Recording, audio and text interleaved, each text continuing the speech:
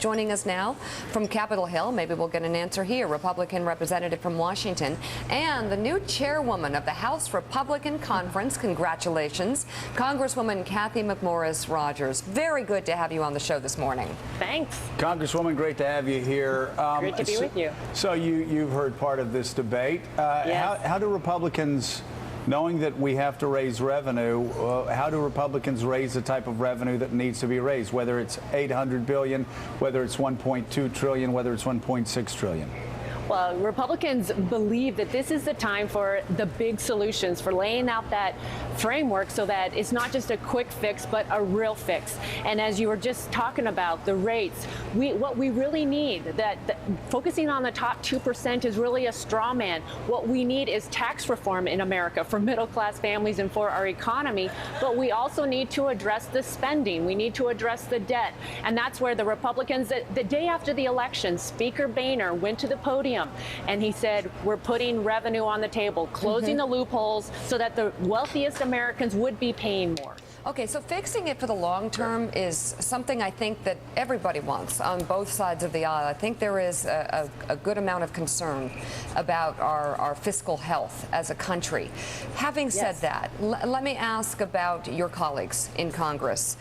Is there something that they can be given that uniformly will have them come to the table for compromise? Because the problem is not getting into a room and cutting a deal with Boehner. It's Boehner bringing it back to you all, and then you all not going there. What is it? And maybe you can't be that specific, but what would it be? And is it possible that there is something that would lead this situation to a compromise? Well, the Republicans believe that it's not just about the revenue side, but that we must be looking at the spending, the out-of-control spending. That's the what debt. I'm asking about. Yes, and looking at entitlements. That's where we get the long-term certainty for our middle-class families that are dependent upon these programs, right, as well as for our economy. And the Republicans want that kind of a deal. That is what President Reagan and Tip O'Neill did back in the 80s. And I believe that this is our moment. This is our chance. And my colleagues are right there with me. We believe that we can't just keep having this debate. So, we might avoid this fiscal cliff, but there's going to be another one right after that. So Congresswoman, if let's say you get what you need, what Republicans need, what conservatives like I would need if I were in your position right now, which is significant reform on Medicare, which are significant cuts in defense, significant cuts in discretionary spending, some loopholes closed. If part of the deal was meeting the president halfway at, say, 37% instead of 39.6%, would that be a possibility for the majority of our caucus?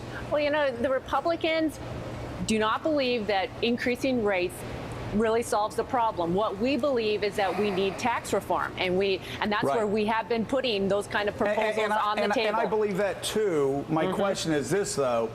Do Republicans believe that a deal is so necessary that if the president is willing to give on entitlements and spendings and other discretionary spending in other areas that he doesn't want to give on, that Republicans understand that they may have to do some things that they just don't like doing? And one of that may be meeting the president halfway on raising the top marginal tax rate.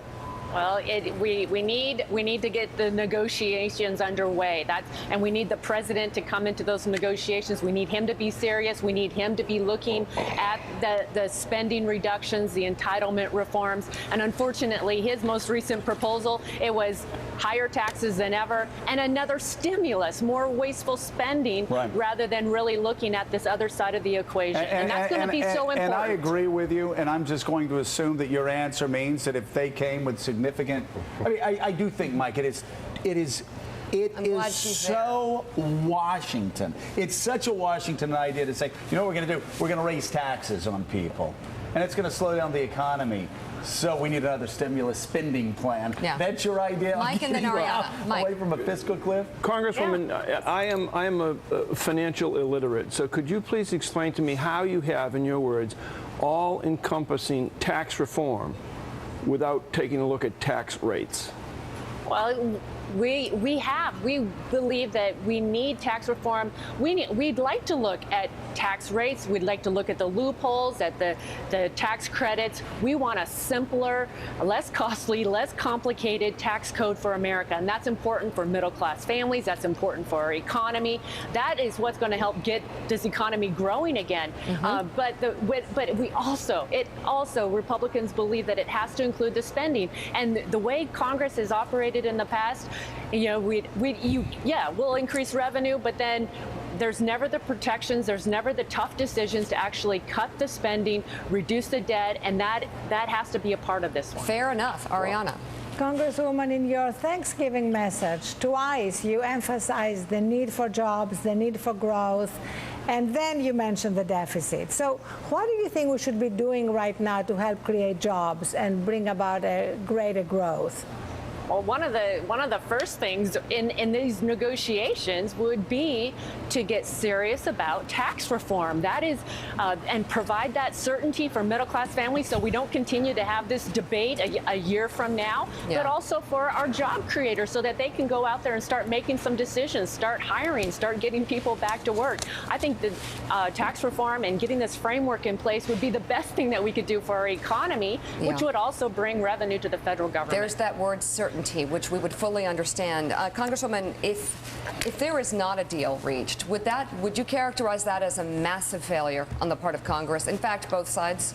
Yeah, I believe that we're either going to succeed together or we're going to fail together. And I go back to the model from President Reagan and Tip O'Neill in the early 80s, when they looked at tax reform as well as saving these entitlement programs. That's the approach that we need today. It's proven that it can be done, and we need President Obama to come to the table, provide that leadership. The Republicans are willing. Speaker Boehner is ready today. Let's get the job done.